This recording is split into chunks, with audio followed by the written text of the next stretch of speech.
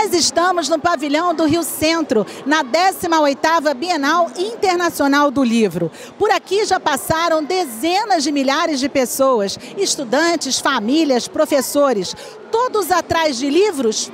Não necessariamente. Eles também querem games, cosplay, youtubers. Nesse início do século XXI, a Bienal abraçou todas essas novidades. E aqui o que a gente vê é esse admirável mundo novo de jovens leitores.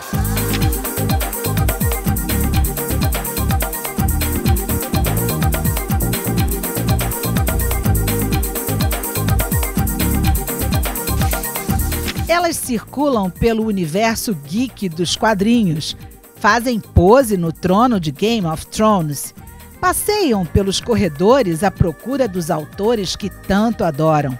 Mas a parada obrigatória de Isabela Martins e Luísa Pinheiro é no mundo de Hogwarts. A magia dos bruxos que enfeitiçou os leitores de toda uma geração. E corre para foto com Harry Potter. Ops! É uma modelo, mas não tem problema. Aliás, se o problema é o cansaço depois de um dia inteiro na Bienal, o gramado é o reino para encontrar os amigos que, como elas, vieram no caso de Angra dos Reis, litoral sul do estado do Rio. Luísa, o que te atrai num evento como esse da Bienal? Me atrai conhecer livros novos, ter a oportunidade de conhecer alguns autores, ver novidades, poder pegar o livro e conhecer o livro. A Bienal não tem um público específico. Ao longo das últimas edições, ela se reinventou. Ela deixou de ser uma feira de livros, onde o público vai só para comprar o livro, e passou a ser uma experiência. Vou entrar na internet, eu estou em casa e eu compro o que eu quiser. Não preciso nem ir ao shopping mais e tenho essa facilidade de encontrar o livro que eu estou com vontade de ler. E aí, realmente, eu acho que acontece uma mudança de formato na Bienal. Ela deixa de ser uma feira de venda de livros somente para ser um programa cultural.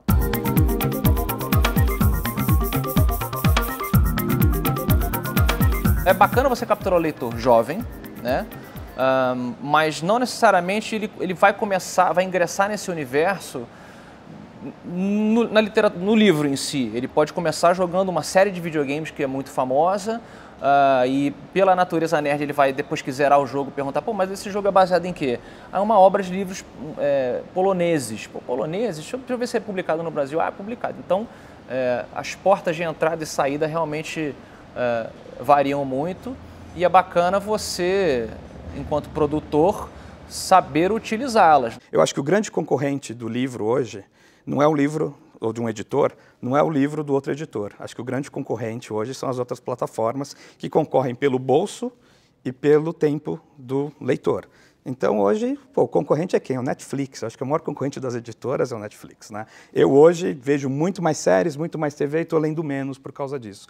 Então quando você abre espaço na Bienal para vir sim os youtubers, para vir essas outras plataformas, para ter esse intercâmbio e flertar um pouquinho com essas outras coisas, eu acho super interessante. Para ver como é que as outras indústrias estão contando as histórias dela, o que a gente pode aprender dessa contação de histórias e do marketing, da divulgação dessas histórias. Porque hoje, como diria o Capitão Nascimento, o inimigo agora é outro. Essas são as outras indústrias do entretenimento que estão crescendo, indo bem, e o livro está ficando um pouquinho para trás. Então eu acho super legal aprender com elas. Essas novas realidades de suporte, como podcast, game, que não é tão novo, né? Já está aí há alguns anos, mas os memes, por exemplo, que hoje é uma explosão, né? Eles com certeza podem dialogar com literatura.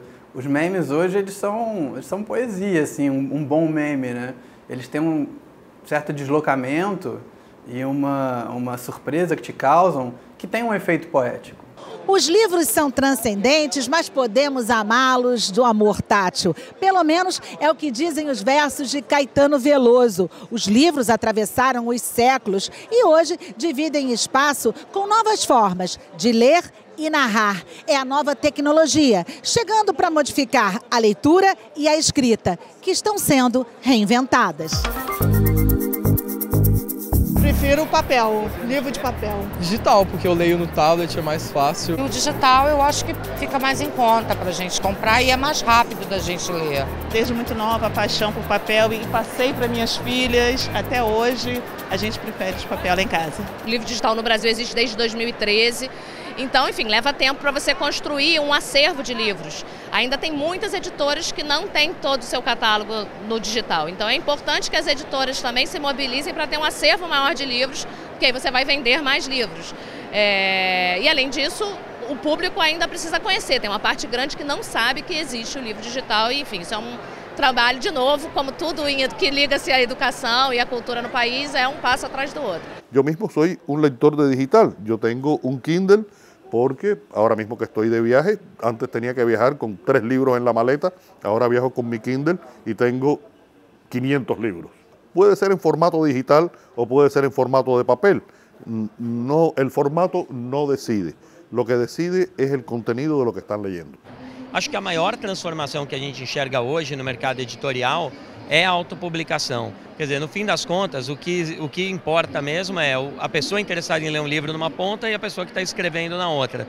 Todo mundo que está no meio é intermediário. E a gente tem histórias de sucesso de autores que construíram carreiras a partir da autopublicação. Seguinte, o editor não publicou, o autor tem outras 1000 maneiras de se publicar, o que eu acho super positivo. E com isso o editor também perdeu aquele lado de censor, que fala um curador, mas antigamente era censor, porque o cara dizia, esse livro não merece sair, acabou, ele quase censurava. Hoje não, hoje ele vai lá, vai nessas plataformas, publica. Agora, todo mundo pode fazer isso, né? Então tá fácil gritar, mas está todo mundo gritando ao mesmo tempo, então tem outras dificuldades. Mas pelo menos eu acho que o ambiente ficou mais democrático. Eu comecei, na realidade, em finais de 2014 no Wattpad, que é uma plataforma grátis, e onde os leitores podem responder, podem comentar os capítulos, e foi crescendo, o número de leitores foi crescendo, e eu tenho um grupo no Facebook só das minhas leitoras, quem leu as minhas obras, só entra quem quer, quem já leu. Tenho um grupo no WhatsApp que aqui no Brasil vocês usam muito, em Portugal não. E eu todos os dias converso com leitoras, tanto no grupo, no WhatsApp, no Facebook. Eu acho que isso ajuda muito os autores. Se um dia tivesse que dar uma dica, é isso. Em vez de se preocuparem com o número de leituras ou de vendas, preocupem-se em criar essa ligação com o leitor. Porque o leitor brasileiro é um leitor que gosta de atenção, é um leitor que gosta de sentir que a opinião conta. E eu acho que é isso. Dos blogs aos minicontos de 140 caracteres, passando por várias plataformas de autopublicação, o mundo viu surgir, nas últimas décadas, uma série de novos suportes e expressões literárias. O que é legal da realidade aumentada, né? O que a gente acredita? É que ela é um gancho para a história. Você mostra a imagem estática da Laura ou do Bruno e de repente eles aparecem em 3D na frente da criança e a criança consegue movimentar, tirar foto em vários ambientes. Então você está dando poder para as crianças delas interagirem com os personagens. Como será que todas essas novidades afetam a forma como escrevemos e lemos? Eu creo que el cambio de siglo fue realmente un cambio de era. Hemos pasado de la era analógica a la era digital y que en general la sociedad no estaba preparada para lo que iba a significar este cambio de época, porque es muy profundo. A possibilidade de expressão, né, de cada cidadão, ela acaba também por mudar a maneira como a linguagem escrita é veiculada. Tradicionalmente, né, para usar a célebre expressão, nós vivíamos na galáxia Gutenberg, quer dizer, a galáxia do livro, né? E essa galáxia do livro, ela vem sido questionada pelas novas gerações, porque há outras maneiras de você apresentar a sua produção. Podemos até entender por que a poesia, de certa forma, hoje, está ganhando muito mais espaço do que a prosa, porque a poesia, como dizia Oswald de Andrade, né, é um minuto. Aquilo é como um foguete, né? Explode, consegue o leitor ou não consegue. Entende? Então, há uma mudança na nossa concepção de leitura, que é muito importante, sobretudo nos últimos anos.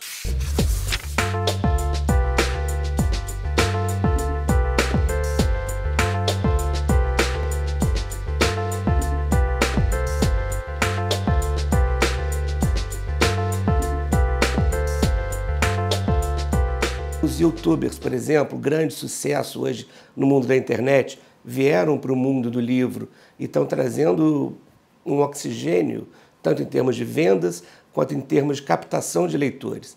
Eu acho que como gostam e querem muito mais a fast food, eles também querem muito mais uma fast literatura, né? Em razão dessa cultura eletrônica, né, na qual estamos inseridos, né? Então, me parece que buscam textos curtos sempre, que possam ser lidos celeremente, né, o mais rápido possível, para acabar logo.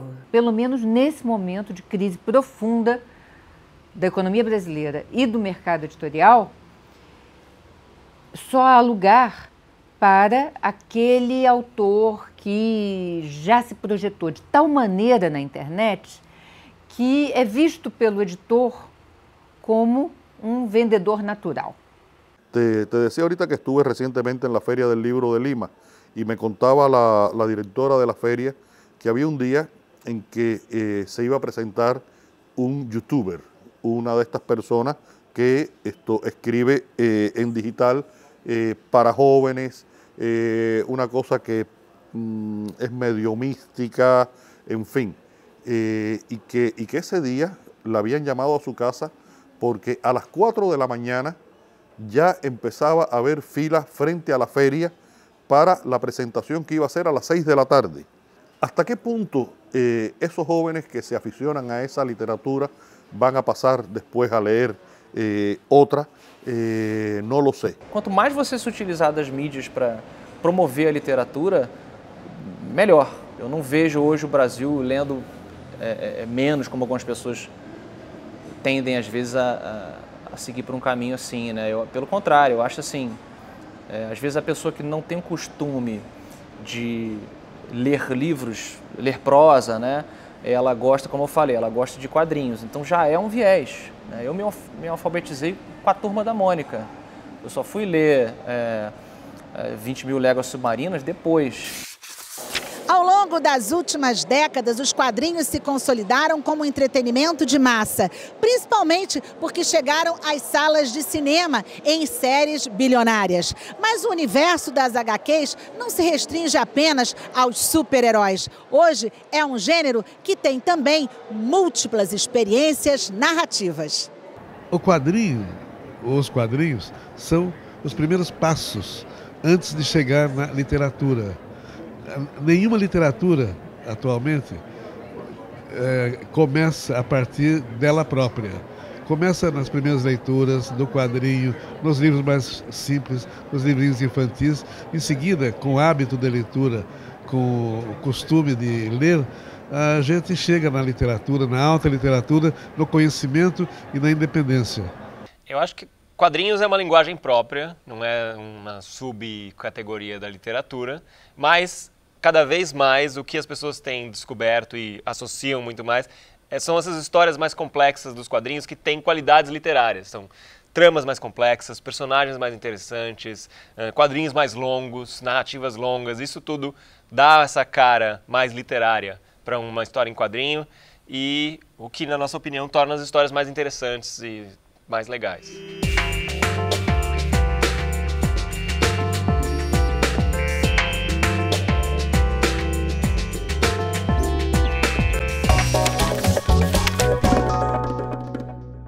Um dos focos principais da Bienal continua sendo o incentivo à leitura. Boa parte do público da feira é formada por jovens e também muitas crianças, que às vezes estão pouco familiarizados com a literatura. Por isso, a Bienal é uma rara chance de aproximar essa garotada dos livros. Você fala em livro, você fala em literatura, você fala em linguagem. As crianças não podem ficar isoladas numa redoma com um celular na mão, um iPad, isoladas do mundo. O relacionamento social e a leitura é importante porque ela promove a reflexão. Quando a criança lê, ela passa de uma página para outra, ela está construindo um raciocínio, um desenvolvimento de uma inteligência que ela vai precisar para a vida inteira. E não é só isso. A leitura é sinônimo de vocabulário. A criança que vai se desenvolvendo com bom vocabulário, ela vai estar apta, preparada para a vida, porque ela vai se comunicar muito melhor. Uma criança, desde pequena, tem que entender que a leitura é uma imensa brincadeira, ela é uma atividade lúdica, porque ela é uma invenção humana, é uma criação, e todas as vezes que o pai e a mãe leem com ela, fazem com que aquilo seja gostoso, que não é uma obrigação, que não é uma formalização, pouco a pouco ela mesma vai pedindo para que isso seja feito. Por isso, né, a família tem um impacto forte nisso. No livro Família, Urgências e Turbulências, uma das coisas que eu falo é sobre a necessidade de nós construirmos tempos de convivência. E a leitura é um dos mais magníficos tempos de convivência que se pode ter. Eu não gosto do verbo precisar associado à leitura. Eu acho que a questão da leitura, ela demanda, em primeiro lugar, a curiosidade intelectual. Se você, tem pessoas, né, que passam pela vida, como diz um velho poema, em brancas nuvens. Não há nada demais, mas tem pessoas, né, que ficam atentas ao movimento da comunidade, que ficam atentas aos movimentos sociais, que ficam atentas à política, que ficam atentas até mesmo na possibilidade de sua participação nesses movimentos. Essa curiosidade intelectual, a meu ver, que é o ponto nevrálgico da leitura. Uma pesquisa realizada pelo IBOP no ano passado revelou que 44% da população brasileira não lê e 30% nunca comprou um livro. Qual seria o caminho mais eficiente para aumentar o número de leitores no país? O Brasil tem um problema muito sério, que é o problema do analfabetismo funcional, que é muito pouco falado. Então, o Instituto Paulo Montenegro, de São Paulo, fazia uma pesquisa mostrando o que é isso. Analfabeto funcional é aquela pessoa que consegue pegar um ônibus, deixar um recado na porta da geladeira, mas não consegue ler um livro, não consegue ter um texto longo. E segundo a última pesquisa do Instituto Paulo Montenegro, só 25% dos brasileiros conseguem ler um texto mais elaborado, conseguem ler Dostoiévski, conseguem ler essas coisas. Ele é um país que precisa investir em educação cada vez mais.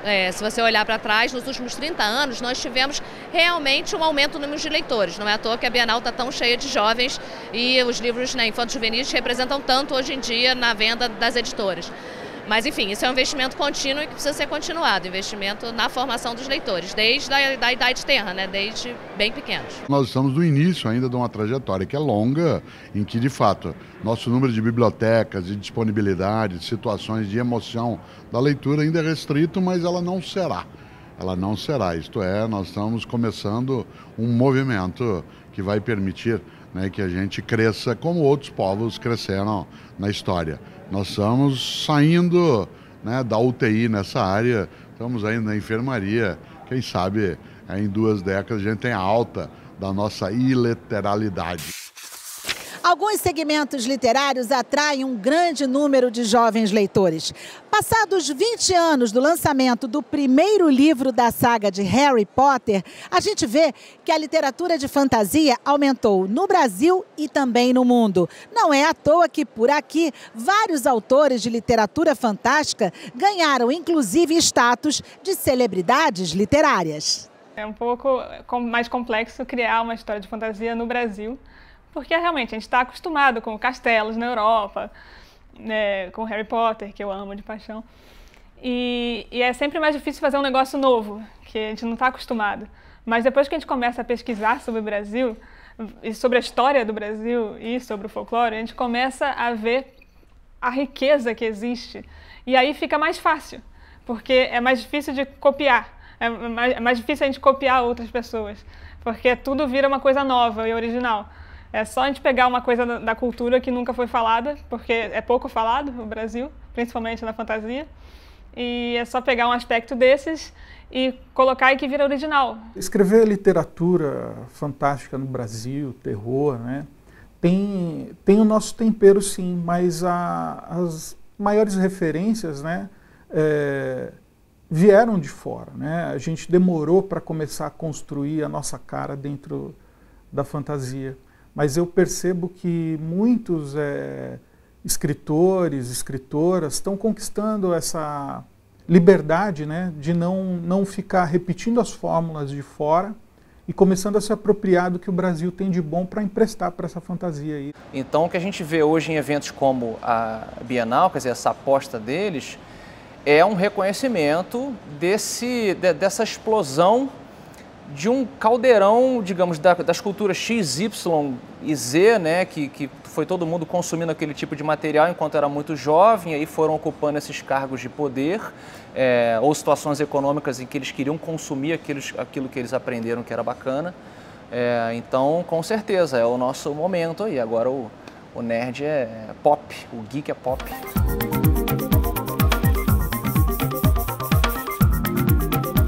A gente traz ações um tanto lúdicas e o mais legal é que a gente é isso mesmo que vocês estão vendo. A gente faz parte e a gente ama o que faz e o que a gente lê, o que a gente consome como fã, a gente dá de volta para o fã. Então essa relação é muito verdadeira, né? Nosso principal fruto é um leitor satisfeito. As celebridades literárias são uma realidade e estão em diversos gêneros. Elas atraem fãs que não apenas leem seus livros, mas as seguem nas redes sociais e acompanham seus passos em eventos como esse.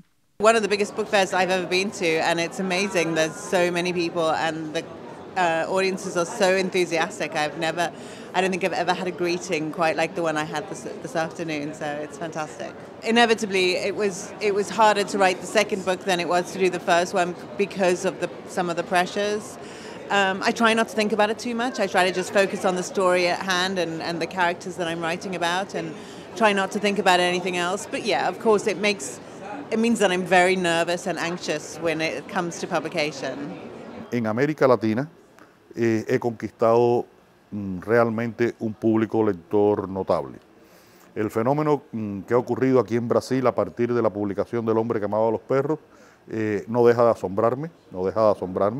Que incluso voy caminando por las calles y las personas me paran y me preguntan si yo soy Padura, el autor del hombre que amaba os cachorros, lo qual é para mim muito satisfatório. É muito bonito isso, né? Esse momento de diálogo forte entre uma pessoa, né, que se interessa por um determinado autor e ter a possibilidade, não é, de vê-lo de uma forma bem dessacralizada. Você sabe, não é, que a tendência da nossa sociedade é sacralizar o escritor até chamá-lo de imortal. Quer dizer, então fica essa figura meio de pedestal e a Bienal, eu acho que acaba com o pedestal. Caminhar pelos pavilhões da Bienal é vislumbrar uma série de transformações. E os livros, com a quantidade de mudanças que a gente tem visto, podem ser capazes de fazer a diferença na vida dos leitores, independente da plataforma em que sejam escritos ou lidos. O livro vai continuar, e, enfim, eu não sou um médium nem nada, mas essa é a minha impressão. Ao mesmo tempo em que os novos suportes não são malignos, não estão aí para destruir. O livro, na verdade, o livro é só um suporte, né? O que importa mais é a narrativa, o que está ali dentro dele. E o livro sempre vai dialogar como dialogou com a televisão, dialogou com o rádio. Na verdade, o rádio dialogou com o livro. Então é sempre uma conversa, e nessa conversa o livro tem um lugar muito bem definido, ao meu ver, que não vai ser perdido ao longo do tempo.